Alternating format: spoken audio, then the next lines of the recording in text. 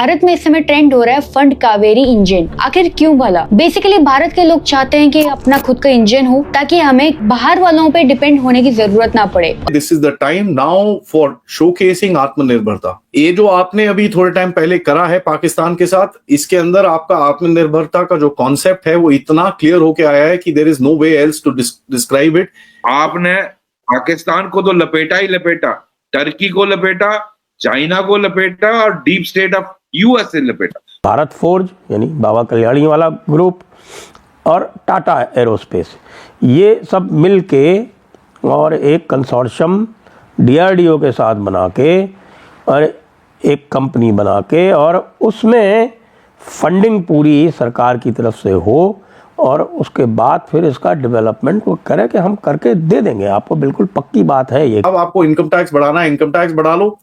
आपको 100 रुपए महीने सबसे पूरे देश से लेने हैं, आप 100 रुपए महीने ले लो। जिन या वॉलंटरी स्कीम खोलनी है, जो करना है कर लीजिए sir, but we need to have our engines. 9-10 की रात और 10 की सुबह जो राजनाथ सिंह ने बोला कि 23 मिनट में जब तक आदमी नाश्ता करके भी नहीं आता तब तक हमने उनको तो 11 हवाई अड्डे उनके बिल्कुल खत्म कर दिए प्रिसिशन स्ट्राइक से। पाकिस्तानी स्टेट जो सरकार है पाकिस्तान की, उसमें कोई गैरत कोई शर्म बाकी नहीं रही।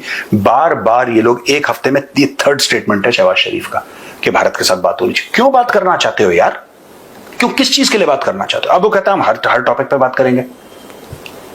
क्यों? हम तो तुमसे, देखो सिंपल सी बात है, पीओके कब देना है, डेट बताओ। नमस्कार दोस्तों इस वक्त भारत के इंटरनेट में एक चीज काफी ज्यादा ट्रेंड कर रही है, फंड कावेरी इंजन। आप सब जानते होंगे कावेरी इंजन वो इंजन है जिसे हमारे भारतीय सरकार द्वारा निर्णय लिया गया था कि इस इंजन को हमारे तेजस फाइटर जेट में यूज़ किया जाएगा।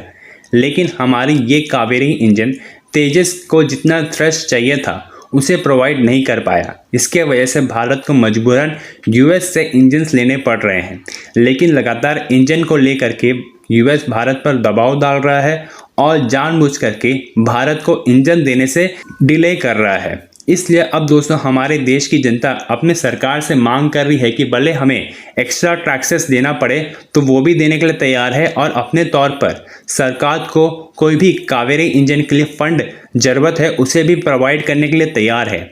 लेकिन भारत को अपना खुद का फाइटर जेट बनाने की काफ़ी ज़्यादा ज़रूरत है और इसके लिए अब हमारी जितने भी प्राइवेट कंपनीज है वे सब भी कंट्रीब्यूट करने के लिए तैयार है और वे गारंटी कर रही है कि अगर हमारी सरकार फंड करे तो वे जल्द से जल्द इस इंजन को बना करके सरकार के सामने और पूरी देश के सामने लेकर के आके प्रेजेंट कर देंगे। तो चलिए इसी पर आगे पाकिस्तानी मीडिया का रिएक्शन देखते हैं। 3-4 कंपनीज हैं जो डिफेंस सेक्टर में एक्टिव हैं और जो डिफेंस सेक्टर में जिनका पूरे विश्व में अब बोलबाला हो गया है। हमने अपनी ड्रोन टेक्नोलॉजी और हमने अपनी जो एयर डिफेंस टेक्नोलॉजी है उसमें पूरे विश्व को लोहा मनवा दिया है। तो ऐसा कुछ नहीं है कि इस क्रिटिकल टेक्नोलॉजी को हम नहीं कर सकते, लेकिन इसके लिए एक कंसोर्शियम, एक स्पेशल पर्पस व्हीकल बनानी पड़ेगी।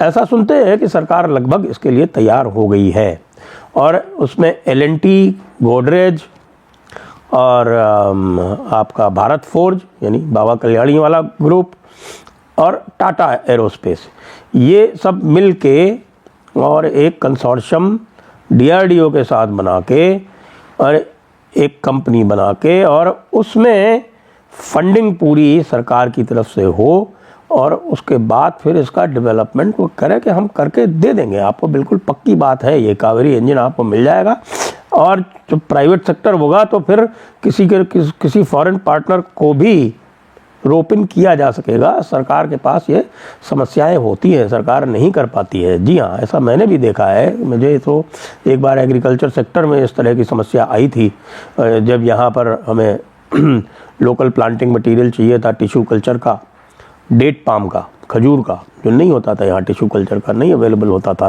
तो हमने भी एक इसी तरह की स्पेशल पर्पस व्हीकल बनाई, एक प्राइवेट सेक्टर से एक किसी को एंगेज किया और हमारी तरफ से जो काउंटर गारंटी दी गई उसकी बेसिस पे आबू धाबी ने वो टेक्नोलॉजी जो थी वो प्राइवेट सेक्टर के साथ शेयर की, जो फिर उन्होंने सरकार की फंडिंग हुई और सरकार की फंडिंग के साथ फिर उन्होंने वो एक टेक्नोलॉजी डेवलप करके और वो प्लांटिंग मटेरियल भारत में लॉन्च कर दिया। इसी तरह का कुछ मॉडल जो है वो हर क्रिटिकल टेक्नोलॉजी के लिए इसी तरह का मॉडल चाहिए। और खुशी की बात यह है कि अब सरकार इसके ऊपर पूरी तरह से विचार करके इसको लगभग फाइनल कर दिया गया है, और अब पब्लिक को भी ये पता चल गया है कि भाई ये कावेरी इंजन भारत के लिए कितना आवश्यक है।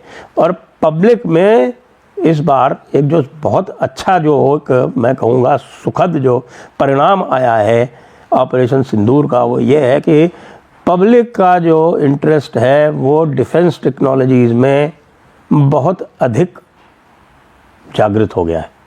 और वो जागृत इसलिए भी हो गया है क्योंकि उन्होंने देखा कि भाई यहाँ बने हुए ड्रोन्स ने, यहाँ बने हुए लॉइटरिंग म्यूनिशंस या जिनको कामिकाज़े ड्रोन्स कहते हैं, उन्होंने कैसे पाकिस्तान की धज्जियाँ उड़ा दी।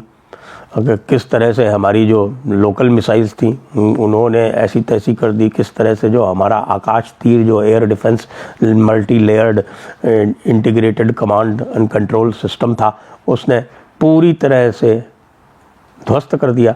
आज उन्होंने गिराए हैं या हमारे रनवे उड़ाए हैं या हमारे S-400 उड़ाए हैं या जो भी वो क्लेम कर रहे हैं, तो कुछ किसी ने तो कुछ तो देखा होता है ना, किसी ने कुछ तो कहीं वीडियोस डाले होते या वो डाले होते, क्योंकि तो ये मेरे हिसाब से इन्होंने ख्याली वो बुना है अपनी ऑडियंस के लिए, दुनिया को बताने के लिए, और कहीं ना कहीं से चीन की सहानुभूति और वो हासिल करने के लिए। सर आप भी पंजाबी है सर, और पाक फौज भी पंजाबी है सर, लेकिन वो गलत वाले पंजाबी हो गए। तो सर ये जो सर पाकिस्तानी पंजाब में सर एक जो ये कल्चर है, जैसे आपने कहा कि मिठाइयाँ बट रही थी, और अच्छा लाहौर के एयर डिफेंस सिस्टम जो पे सर HQ-9 को सर हमने सर वहाँ पे तबाह किया, और फिर हमने सियालकोट में भी, वो भी पाकिस्तान के अंदर है, वहाँ पे जैकबाबाद के अंदर हम गए, हमने नूर खान एयरबेस, सर नूर खान एयरबेस तो बेसिकली सर इस्लामाबाद क्या है सर, इस्लामाबाद तो सर रावलपिंडी ही तो है ना सर।